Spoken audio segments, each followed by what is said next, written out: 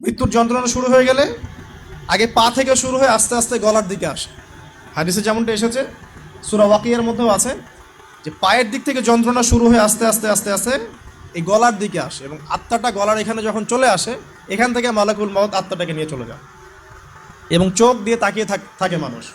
রুহটা চলে গেলে মানুষ চোখ দিয়ে তাকিয়ে থাকে, দেখবেন এই কারণে মৃত ব্যক্তি তাকিয়ে থাকে, চোখ খোলা থাকে। এবং তখন আসমান থেকে সিঁড়ি নামিয়ে দেওয়া হয়, ওই সিঁড়িতে করে আত্মা চলে যাচ্ছে, ও তাকিয়ে দেখে যে আত্মা চলে যাচ্ছে। এবং মানুষ মারা যাওয়ার পরে চোখ জীবিত থাকে অনেকক্ষণ। মেডিকেল সায়েন্স যারা পড়েছে তাদেরকে জিজ্ঞাসা করবে, মানুষ ডেড হয়ে গেলেও চোখ দেখবেন আরও কয়েক ঘন্টা, হয়তো আরও নির্দিষ্ট একটা সময় পর্যন্ত চোখটা কিন্তু জীবিত থাকে।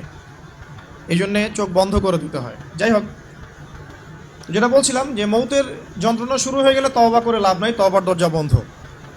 আর পশ্চিম দিক থেকে সূর্য উঠে গেলে তওবা করে লাভ নাই, তওবার দরজা বন্ধ।